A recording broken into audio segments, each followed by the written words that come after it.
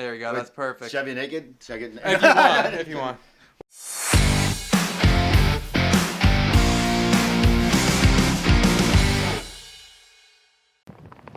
What's up, guys? Something pretty cool today that I'm excited to show you.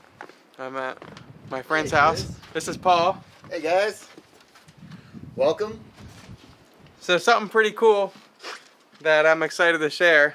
All right, so Paul here, he was kind enough to be the first person to buy a metal print off of my new website, and I said, "Can I see it when you get it?" And he's like, "Oh, of course."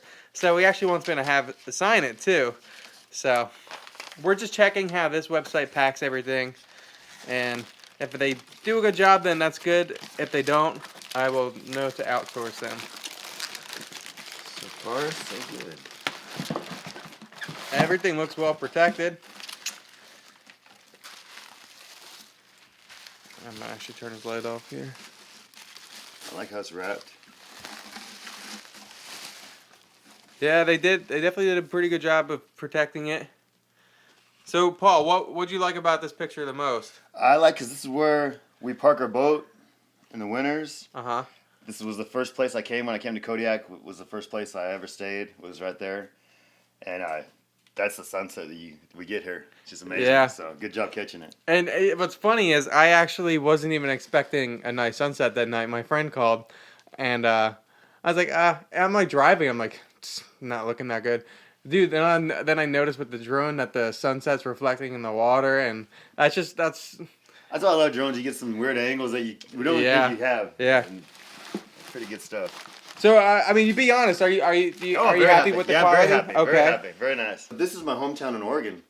Okay. This is Shore Acres. This is literally my hometown, 5 minutes from my house in Oregon. And my daughter and I recognized it at this garage sale up here at the gazebo. I asked her, I was like, this isn't Kodiak, that's Oregon, right? She was, yeah, how'd you know? I was like, that's my home. I've been on that many times. And so she sold that to me just for $20 because she was getting ready to move back down there to take more photos, obviously. Yeah. And then this is from Shane McGuire. She does a lot of tours here. What's her name? Shane McGuire. Okay. She does tours in a lot of Antarctica tours. No kidding. And then a lot of penguin pictures she'll post. Yeah. And then she does a lot of Kodiak tours. I always wanted to go to Antarctica. Yeah. I think that's definitely on my bucket list after watching her stuff. Yeah. So we're going to add you to the wall of metal. Sweet. Here, I'm just going to show the camera some local photography. This is some local photography here in Kodiak. Jennifer Fogel-Smith took this photo. And then Shane McGuire is this photographer. Yep. And then I'm going to walk you over to these photos here. Is this your boat? Yeah, I took that one. That's the boat I used to work on. So, okay, so you worked on it, right? I worked on it and I took the photo. Okay. I was on the boat for about 10 years. Okay. And then the boat sold, and I helped the new owner for the first year, and then I switched over to the Nicole now. So people don't realize how big the fishing business is here. I mean, that's what makes Kodiak Kodiak. Sure, absolutely. You know, I mean, that's why we're here. We wouldn't have come up here. I had a job on this boat before I even came up. The engineer was my high school buddy. Oh, really? Yeah, he was a relief captain, so they wanted someone that they could rely on without drugs or alcohol issues, and they had some problems in the past, I guess. Because Kodiak has its problems, right? Yeah, absolutely. So they brought me up from. I was over in China at the time, and came over for a couple of trips. And then I moved back to Oregon, and I was getting ready to go back to China, and he offered me a full-time job, and so I came up here to make the best of it. So how would someone living in some random place in Ohio get a job working? Walk the docks, be here. I mean, that's the main thing is if you don't know someone here, obviously word of mouth, knowing someone gets you your foot in the door. Right. But then you have to keep the door open. So would you suggest if they come up here, try to talk to captains, try to talk to whoever they can? I would say come up to visit a friend. And while they're here, walk the docks and talk to as many captains as they could. Yep. And then get some numbers, get in their name rotated in the mix.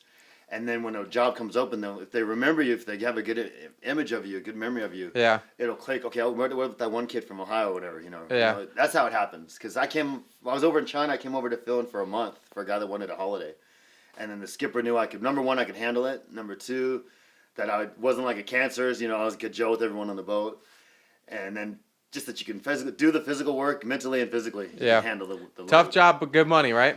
It is. You get your sea legs. I've puked a lot the first few trips. You know, but once you get your sea legs, it's just a matter of being able to be up and alert quick. You know, and it's honestly, I'm not a big fan of being on the boat, man. Like I have to like really trust the captain. Yeah, you know, absolutely. I won't get on a boat if I don't like this. The new owner of that boat, I gave him the first year, and I was ready to be off because I just didn't feel safe. Yeah, you know, there's a couple of risks that he took, and we were out in some weird weather. Yeah, and it wasn't even for good fish, and we didn't catch any fish, so. I just didn't trust a lot of his calls, and that's pretty huge, you know. If you don't have that confidence in your captain, that's pretty big. You could be on the best boat in the fleet, but have the worst captain. You can have the best captain and the worst boat, and you'll still make way more money with the good captain. Yeah. You know, it doesn't matter. Fish don't care what the boat looks like, you know. So tell your buddy if he's looking, don't worry about what the boat looks like. Worry more about the reputation of the boat and the captain. Yeah. And that's what's going to make you the money, and that's what will keep you safe. And then this photo here is by Poncho. I remember him posting this a couple years ago. And I think I vlogged though. I took something very similar. Might be from the same spot. I don't know. But, you know, it has to be the right night. It's very rare that we get those calm reflective waters here.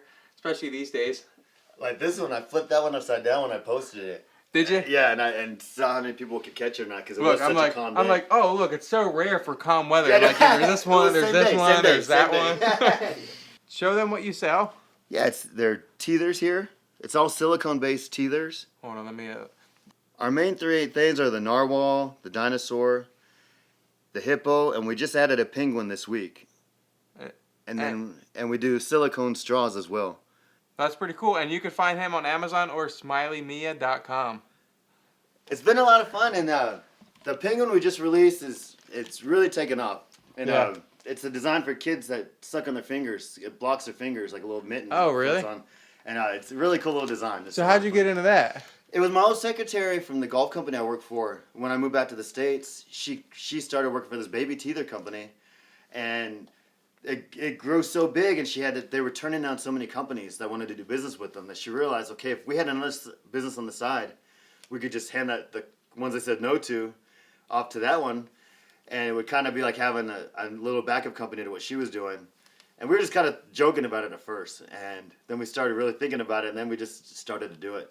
And then about 3 years ago, I went over to Germany to launch the company at this big trade show over there. That's pretty cool. And I didn't know. We did golf together for several years, and we always thought golf had a lot of money involved in the business. But when we went to that first convention in Germany, it was 5 huge convention halls, 4 levels. Each one was just packed full of baby items, from strollers to bibs. No kidding. To teethers. I mean, it was just unbelievable the money that goes into that, and it makes sense because not everybody plays golf, but everybody has kids, you know. So that's what we started to switch our model from doing golf together in the past to doing baby teethers in the future.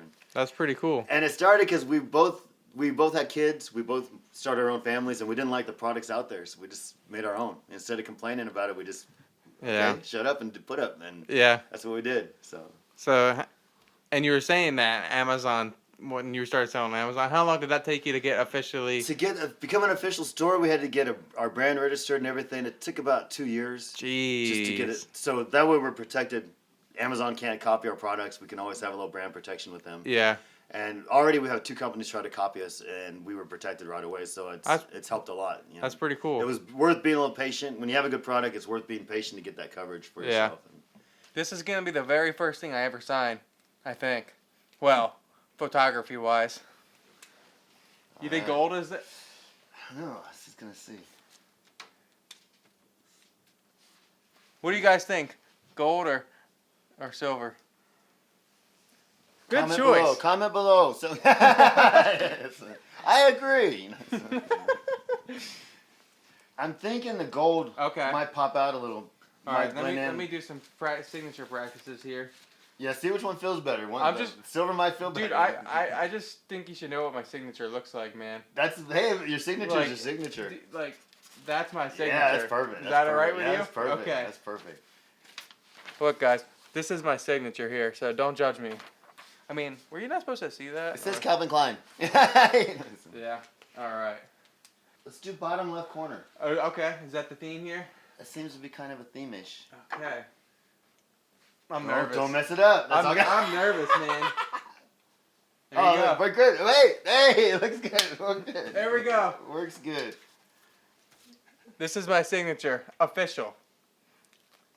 Okay, this will be on eBay in 5 minutes. 20 grand. That was pretty cool. I think the picture quality was pretty good. I'm pretty happy with it. Look at the snow that we finally get now. I've been begging for it. I've been begging for the snow. But I'm gonna head home and I will see you there. Guys, that was pretty cool. And I am super excited about that. And someone else bought a print for me too, which is really nice. But first, let me show you this winter wonderland. It is just absolutely gorgeous. But you know what sucks about this?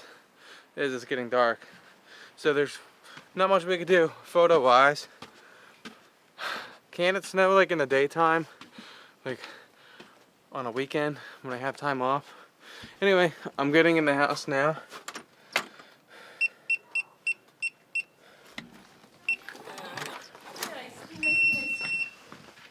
What's up? You're chasing your shadow. The box was on this first step. What box? Amazon stuff that was on customs hold. Oh, really? Yeah, you got your 2 batteries. They only give me 2? Yeah. Oh yeah, it's only supposed to be 2. What's up, dear? Mwah. Oh. Look at the bad lighting in this house. Are they gonna mail what to me? Probably not. I don't want it. I'll just never do taxes. Hey guys! Guys, do you want to see something? Babe, where's those batteries at? So, I have a laptop and it came with this pen for the laptop, touchscreen, and well, I have to show you something. I tried to change the battery, and I'm like, oh, it's gotta be like a AAA. Nope! Have you ever seen these before? There's no way that a quadruple A battery is a real thing. But it is. And that's what 2021 has brought me. Anyway, I'm gonna cook some dinner here. We're having some pork chops tonight. I'm gonna try them in the Instapot. We'll see if they cook. Here's what the vegetables look like. And they're just super basic and whatnot. And, but, who cares about that? So here's what the pork chops look like. First time I ever made pork chops. And I made them in a Instant Pot. I had them set for 13 minutes, so let's find out if they're even good or not. Yeah, freaking butterball. That you really... There's only one really good way to actually eat pork chops, and that's breaded. But since we can't do that, this is the only other way. So I use applesauce, and apparently some people think that's weird. I was growing up with eating applesauce with pork chops, so Angelica's never had it, and she's just throwing all the applesauce all over it, so hopefully she likes it. Oh well, we're gonna eat, and I'm gonna call this a vlog. Thanks for sticking around.